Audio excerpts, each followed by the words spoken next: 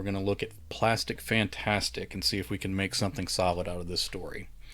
Alright, Billy Banger, Big Billy Banger, known as Bad Billy during his beta testing phase,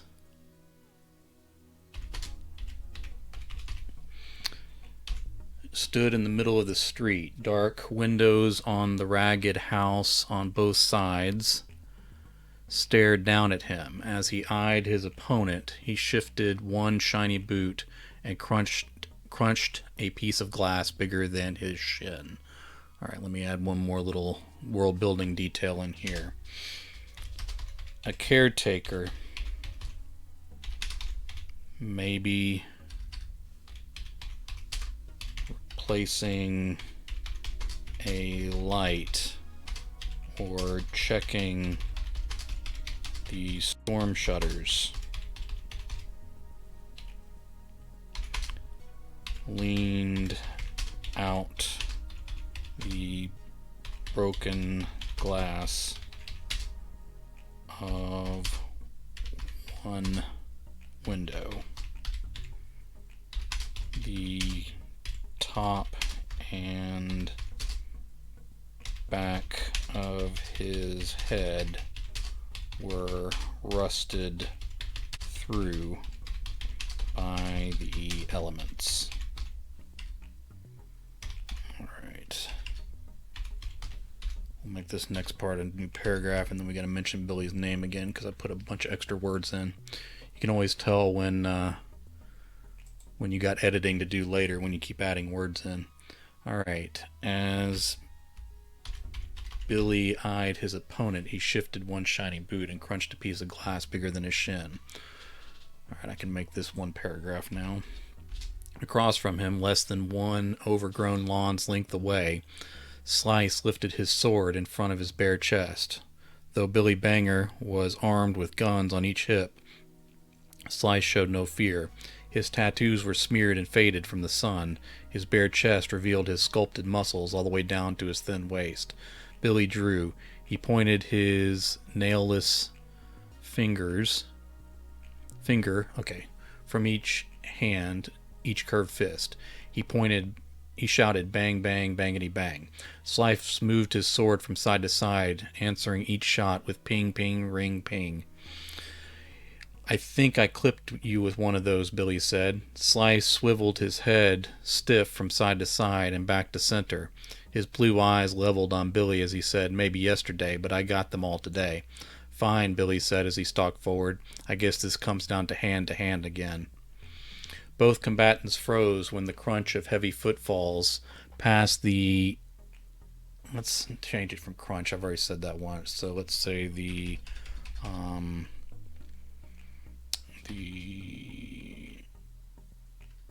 scratch of heavy footfalls past the head of the street. I'm still not sure that's the right word, but I'm going to check it again later.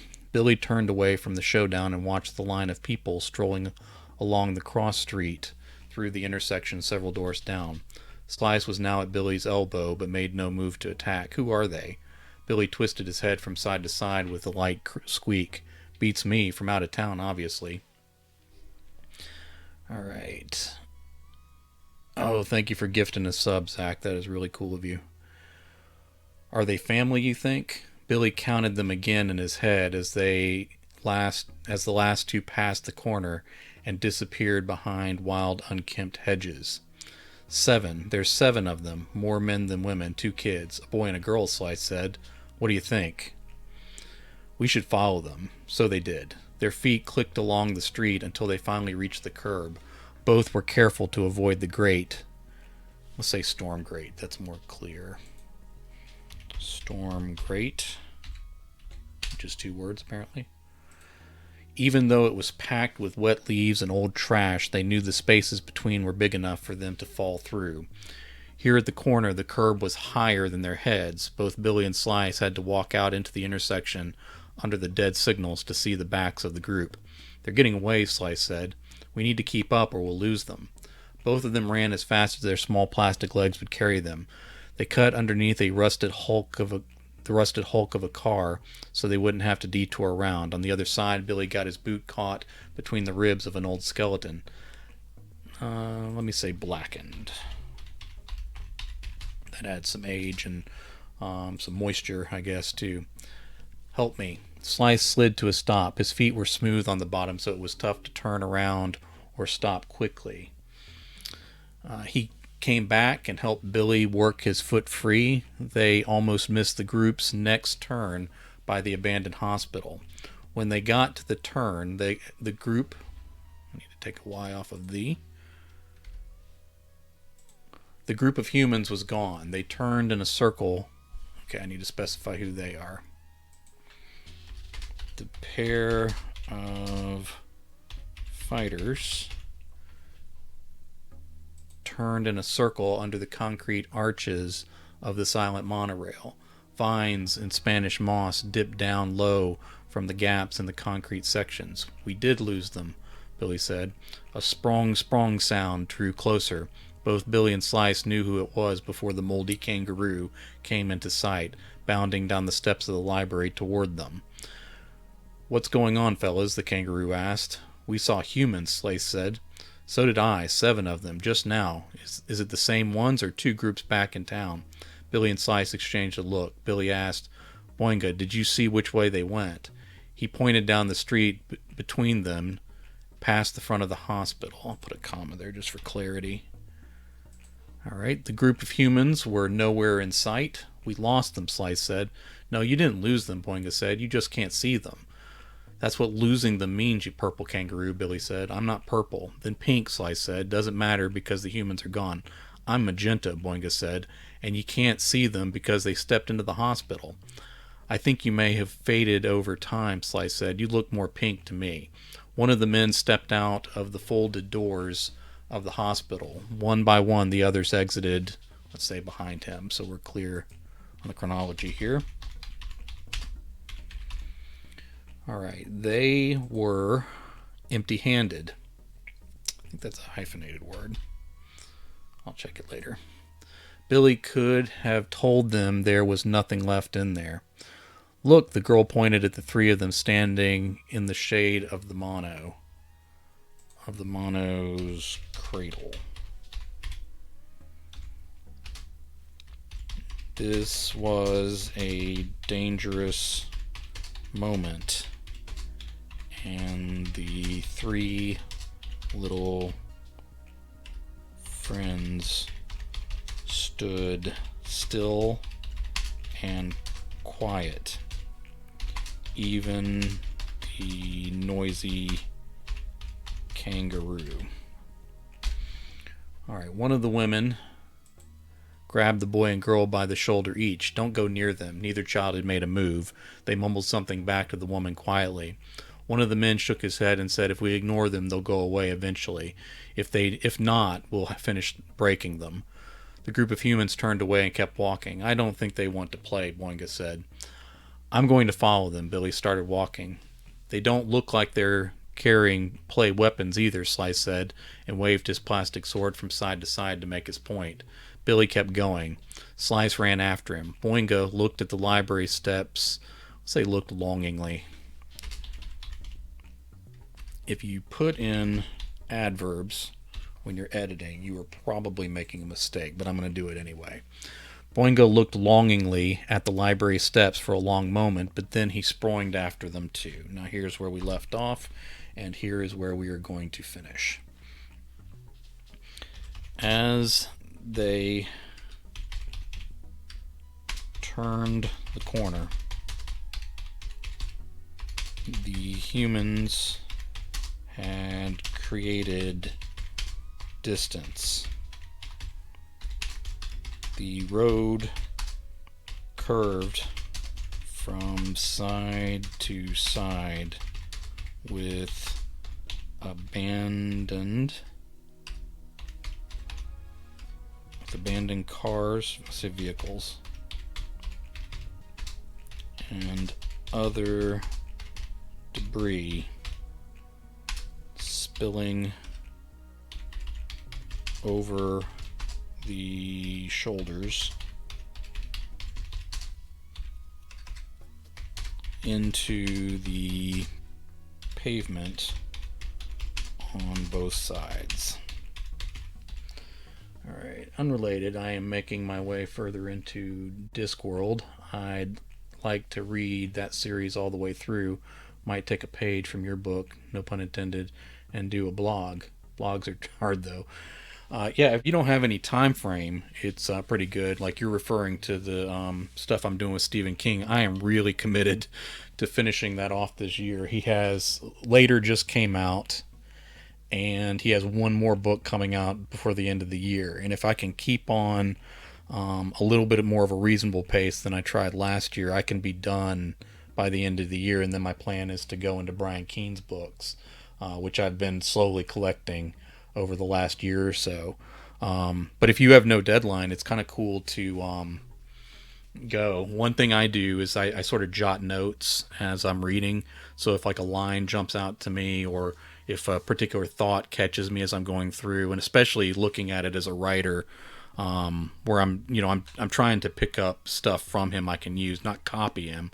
I finished doing that at the beginning of my writing career, but pick up little things that I just find as interest, especially as a writer. Then I'll jot those down, and I kind of write the blogs from that, sort of piecing together paragraphs from my notes.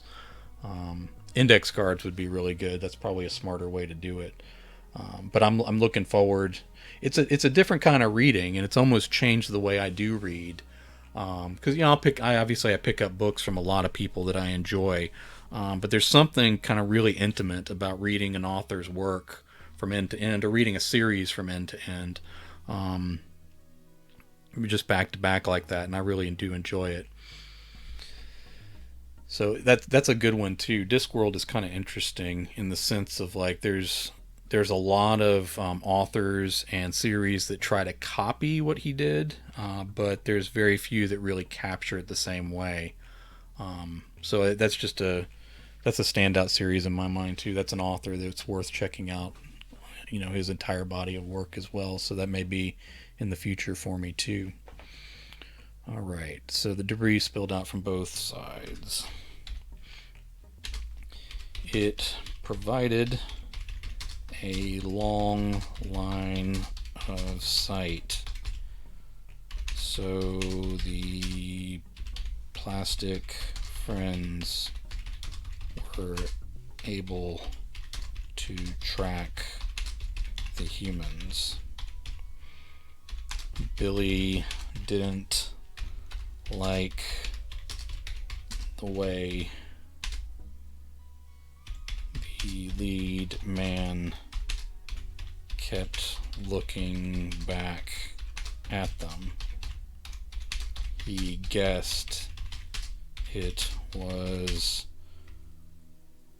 what did I name this kangaroo? Boinga's bad spring that was most annoying.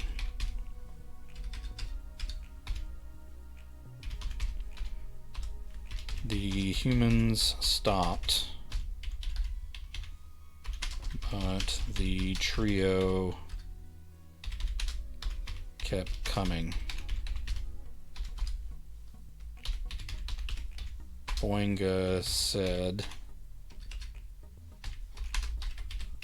"Oh, they're going to kill her." That stopped everyone in their tracks.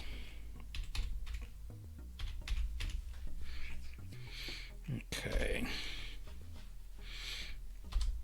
It took Billy a second or two more before he followed the group's attention to the open window of a a better kept house.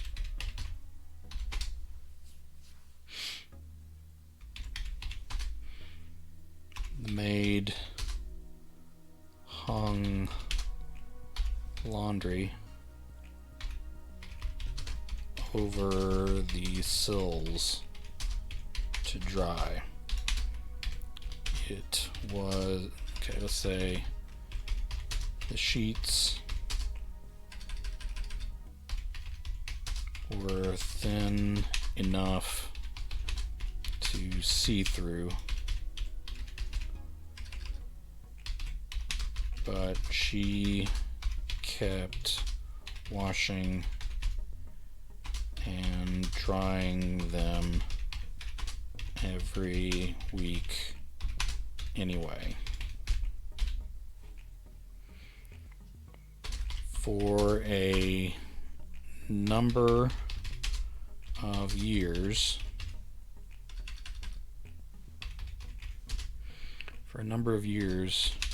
she still baked and left the pies on that same sill to cool until eventually she tossed them rotten and uneaten into the growing trash bin out back.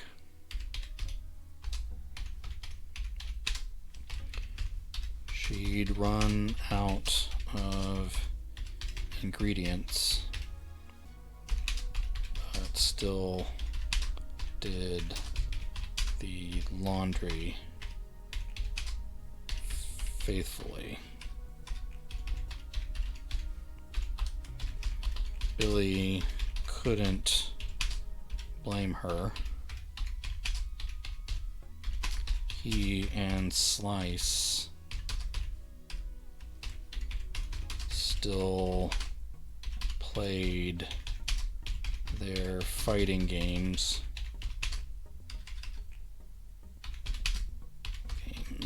every day for the same reason. That was the last thing they were told to do before there were no more humans left in town.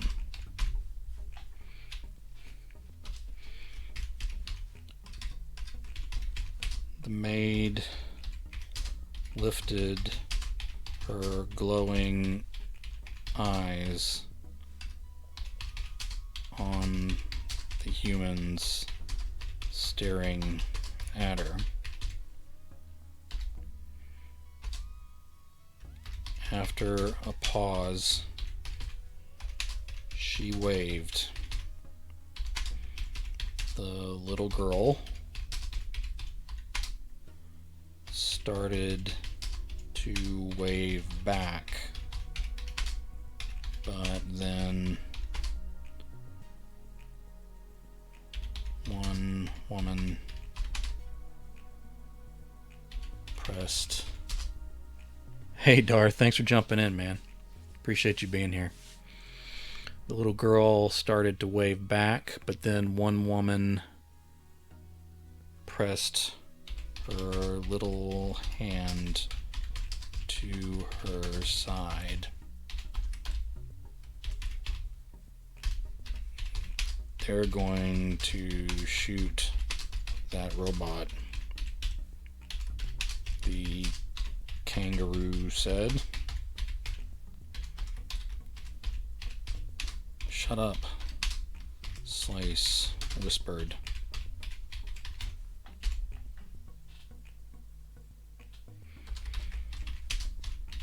We could live here, the boy said.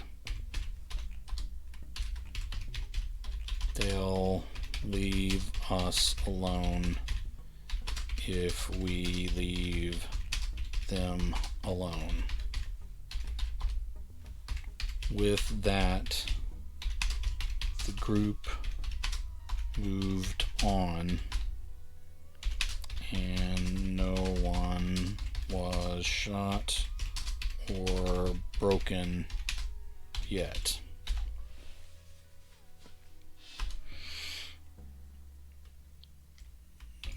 Okay, Billy and Slice moved to, and Boinga added the sharp pattern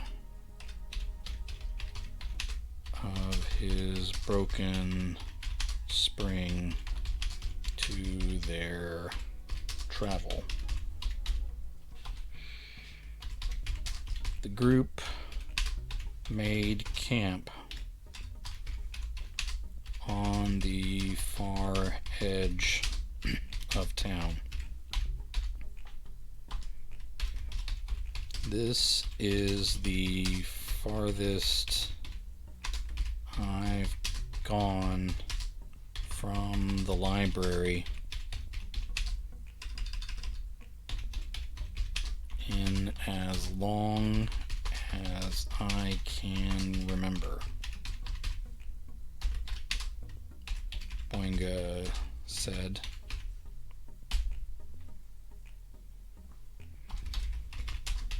We should leave,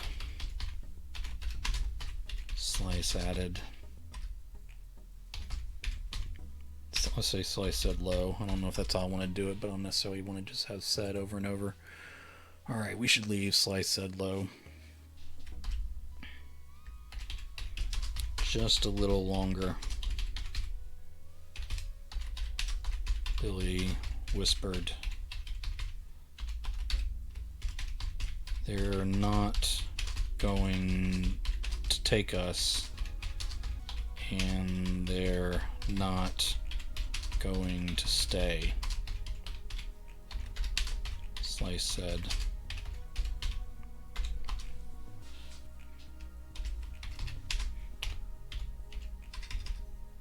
We should break those things before nightfall, just to be safe. One man raised his voice as the fire got started. He pointed at the trio out on the edge of the road opposite the group's camp. So he pointed with the tip of a knife opposite the group's camp, just in case the plastic friends were confused about who he was referring to.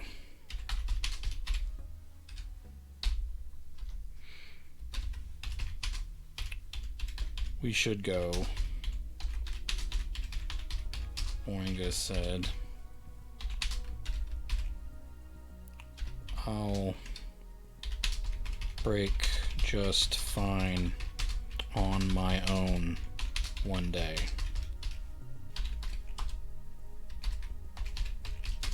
Just a little longer, Billy said. Let me add one more thing in between.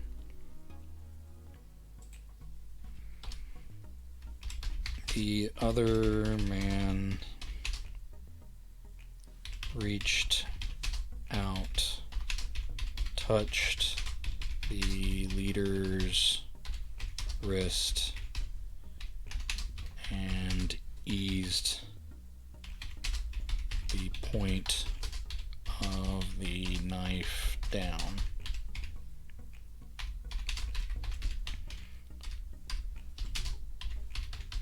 Just leave them.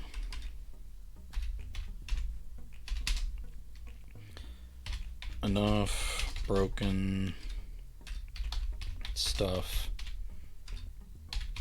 in the world. I'll take first watch. If they're still there by midnight, I'll scatter them before I wake you for your watch. Just a little longer, Billy said. I'm not sure what he means by scatter, Boinga said, but I don't want to do that either.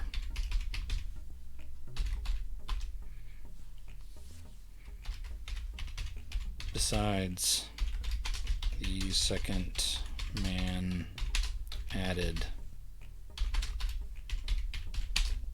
they usually react if something dangerous is coming.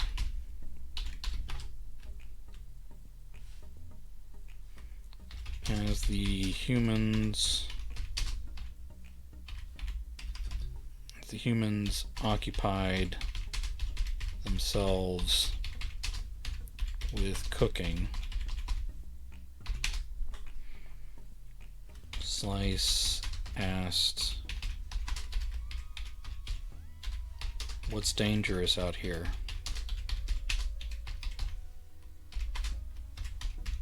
What's he talking about?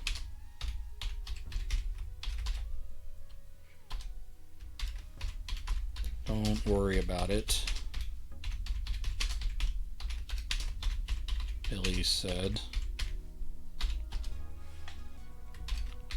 How are we supposed to react to danger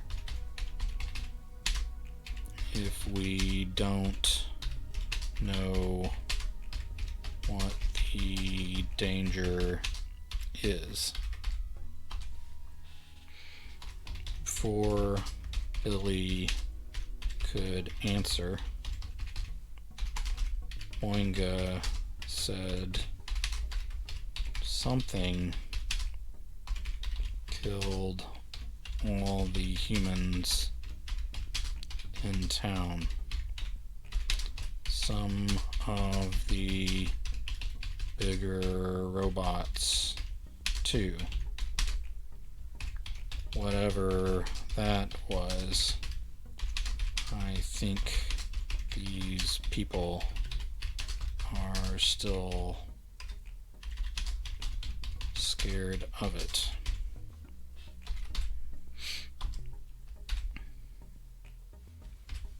Why didn't anyone tell us? Slice asked.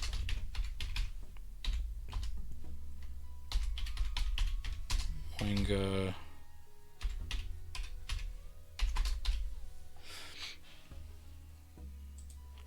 Alright, Boinga said, "What do you think happened to everyone?" Slice was silent a long time and finally turned his attention away of the firelight in the growing darkness. As night drew on,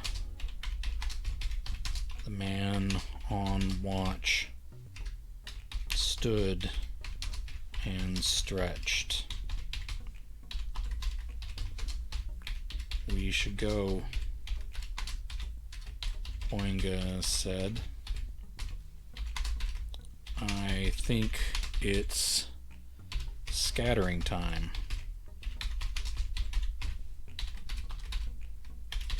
"Just wait," Billy said. Alright. I think I had some extra returns here. Okay. "Just wait," Billy said. Gonna read for the remainder of my night. Thanks, Jay. It's always a pleasure. I'll keep an eye out for the next stream. Thanks, Clever. I appreciate you jumping in. Let me know how the stories go. Alright, "Just wait," Billy said.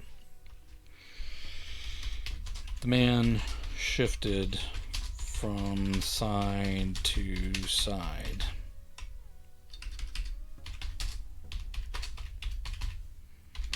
It appeared that he might have forgotten them.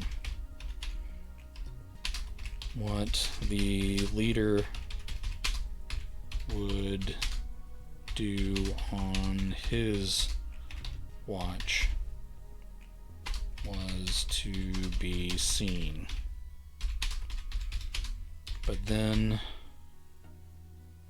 alright, let me make that a new paragraph. I think we're closing in on the end here.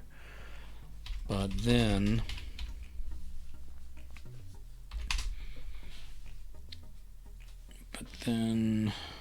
the watchman walked down the trail toward the trio.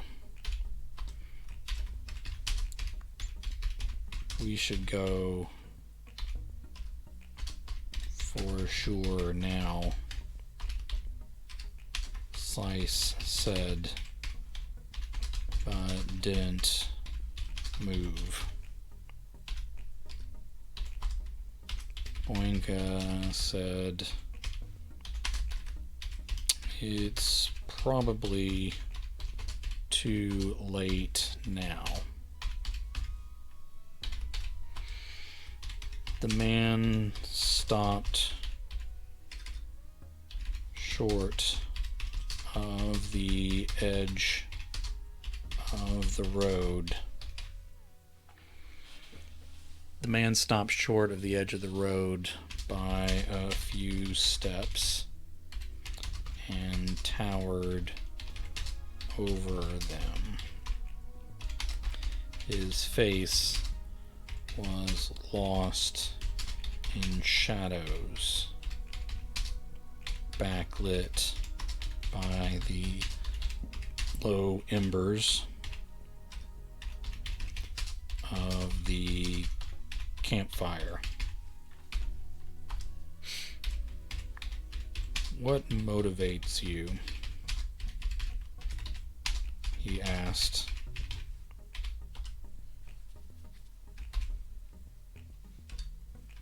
A few seconds passed with no answer. As usual, Boinga found something to say. "We follow the last instructions we were given. I wait to comfort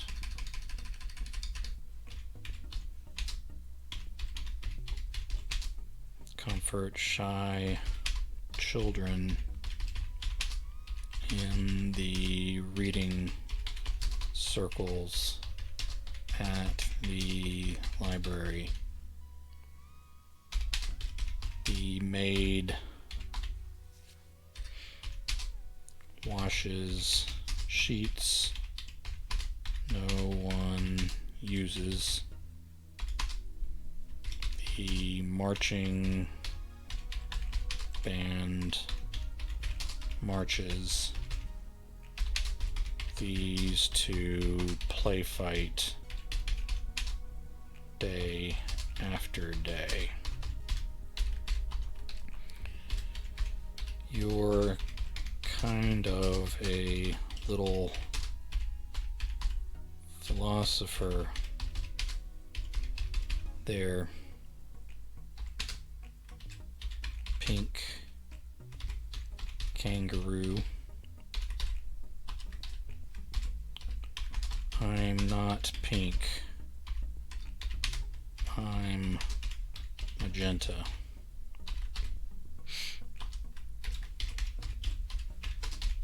That's not important. That's not important, Billy whispered.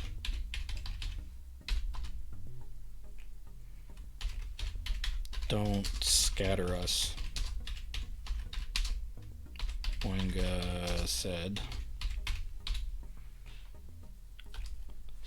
Something shifted in bushes off to their right, and the humans left.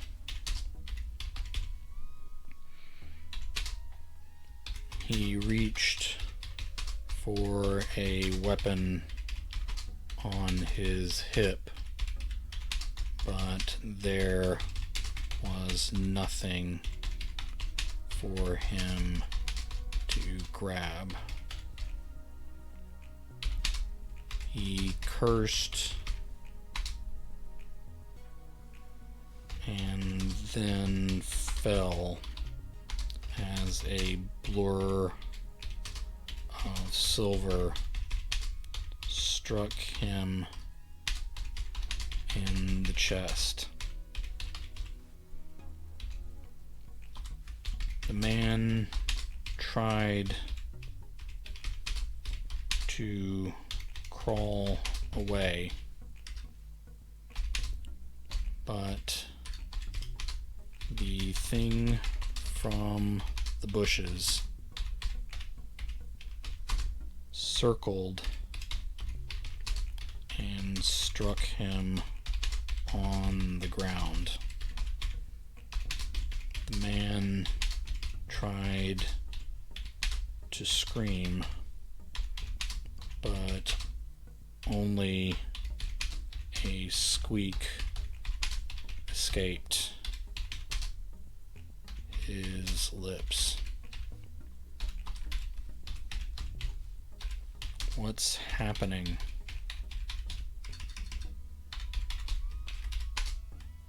Billy asked. It's breaking him, Slice said. The small mechanical attacker was maybe 3 times taller than the plastic trio. It was made of reflective metal. Its body was rectangular. Its body was rectangular and as flat as one of the picture books from the reading circles.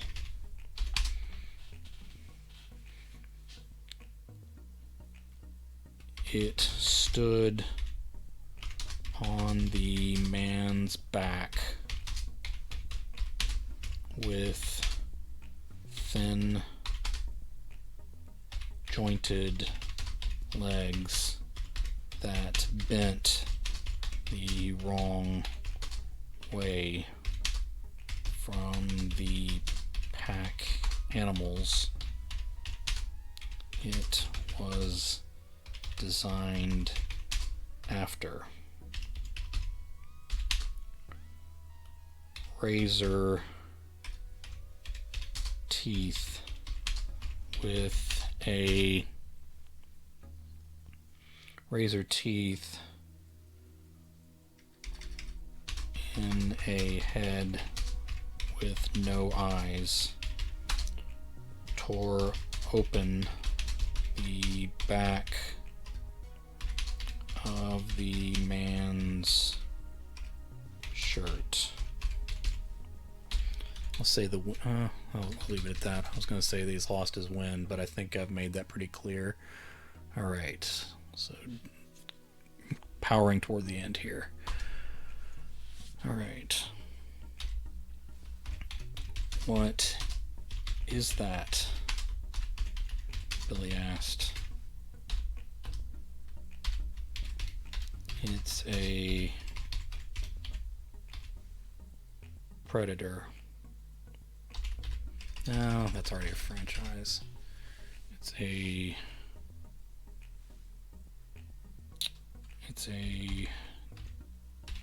guardian. Oinga said, "How do you know that?" Slice asked. "I'm in a library all day," Oinga said. "I have nothing to do but read." "Why is it attacking him?" Billy took a step off the road onto the dirt, but no more. "Same as us,"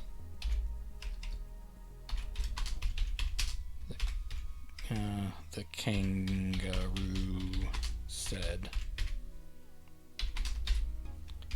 "It's following its last instruction before those who made it died." All right. Gonna make these characters into the do something here. All right.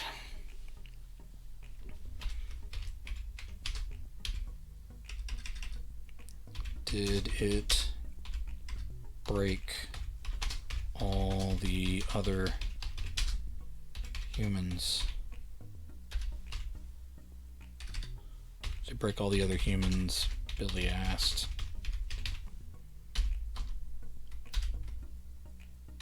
"Most of them, I think," Oinga said. "Probably the ones we knew. The ones we played with."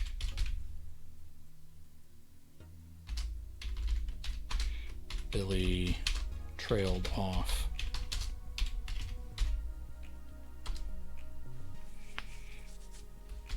Bad, let's say big Billy Banger tried to pull his little plastic guns for real. He stared down, wondering how he forgot they weren't real. He ran at the metal thing with his empty hands. Someone help. Slice yelled, but no one else in the camp stirred yet.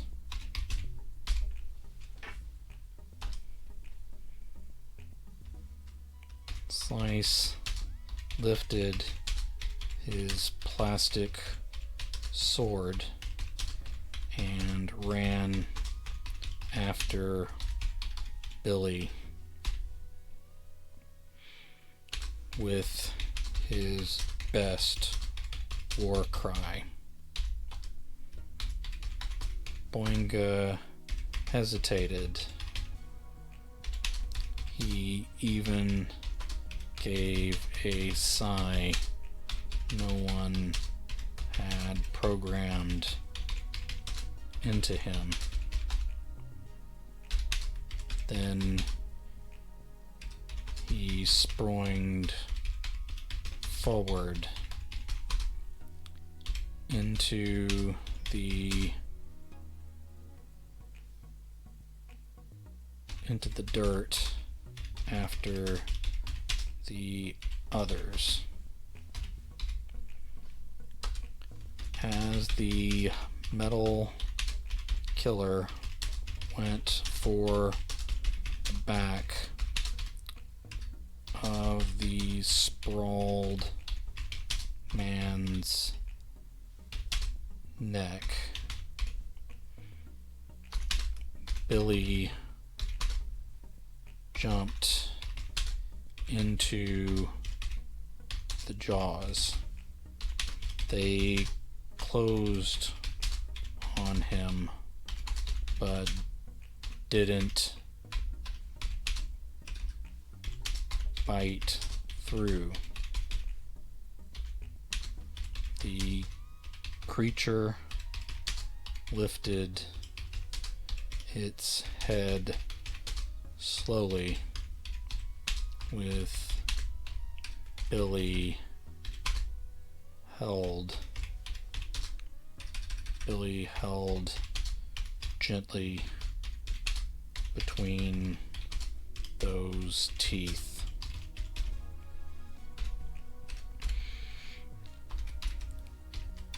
Go play somewhere else, Billy shouted.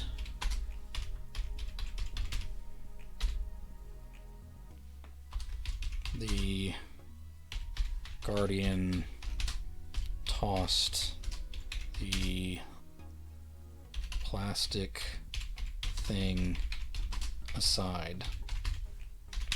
In the lull,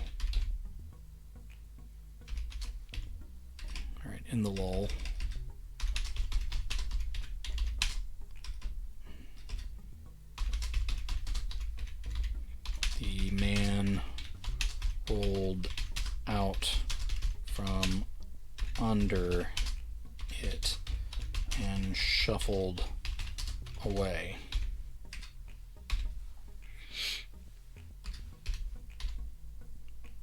The metal attacker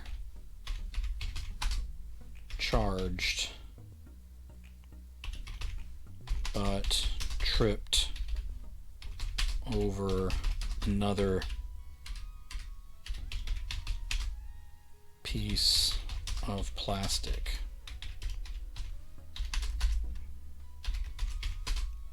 Alright, another piece of plastic.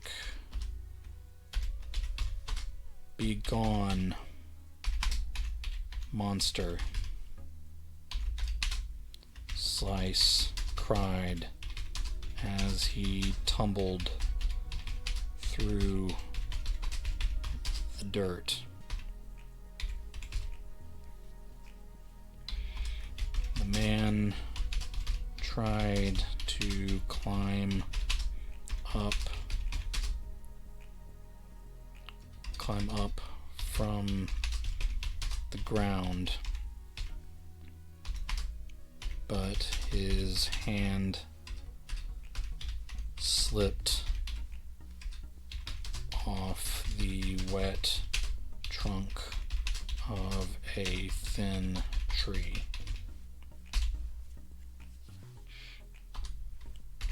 Boinga jumped into the man's lap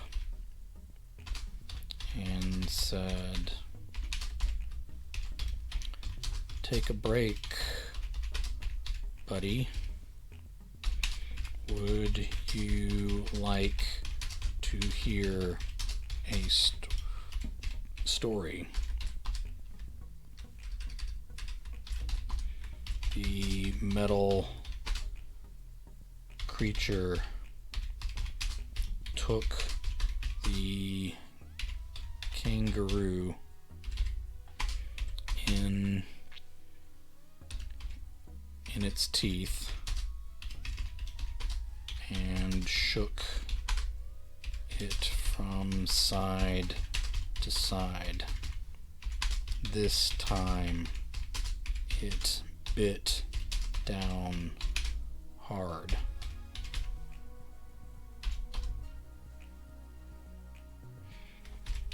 Billy reached the scene and pounded his small fists against the creature's legs. "Leave him alone." Slice ran underneath it and stabbed uselessly at its metal belly. "I want to go," Boinga said in the creature's teeth.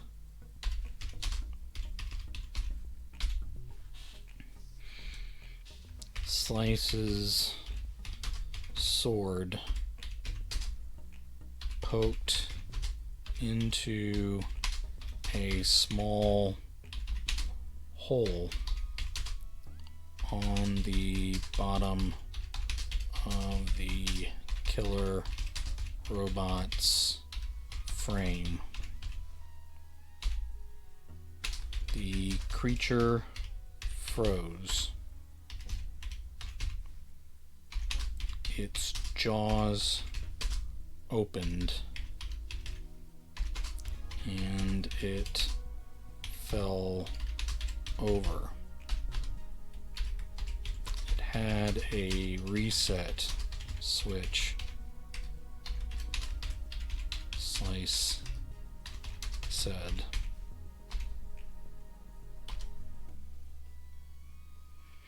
The man stared down at them as he heaved for breath. Billy, make this a new paragraph. Billy and Slice stood over the moldy stuffing of Boinga. His processors were exposed. 3 of his springs lay loose in the dirt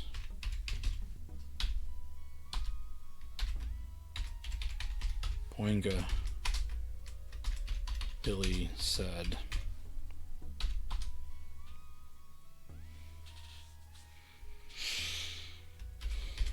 I'm broken.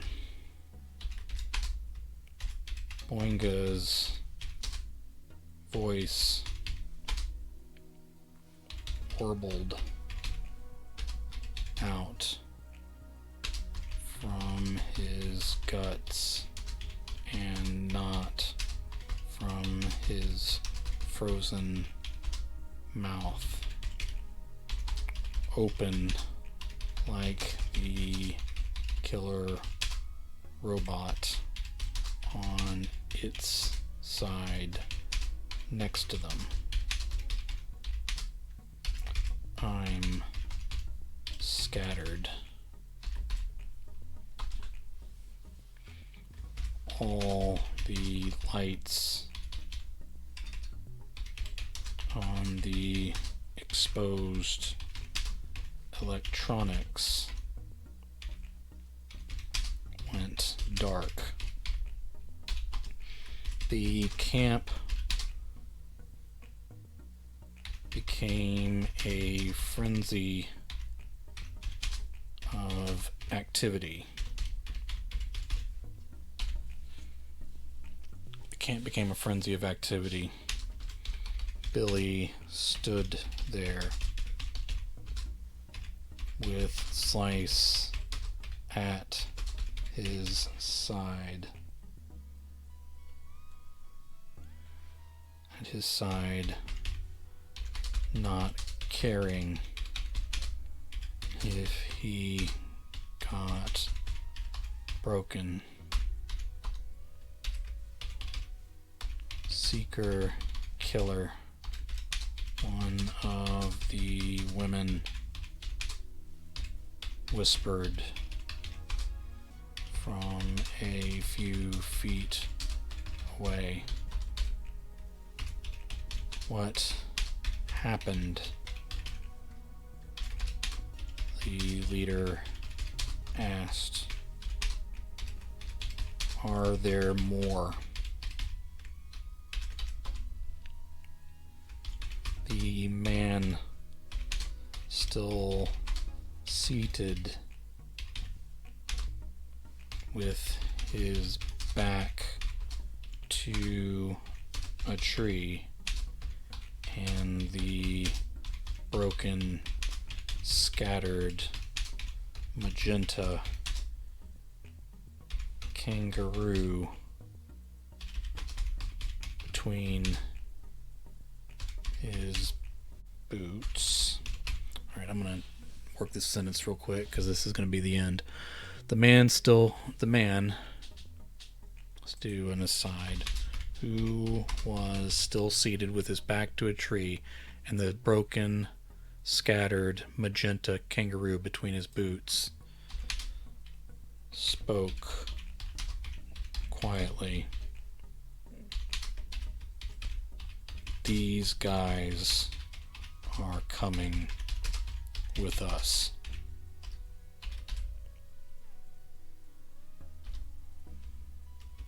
The boy just rubbed his eyes, but the little girl cheered.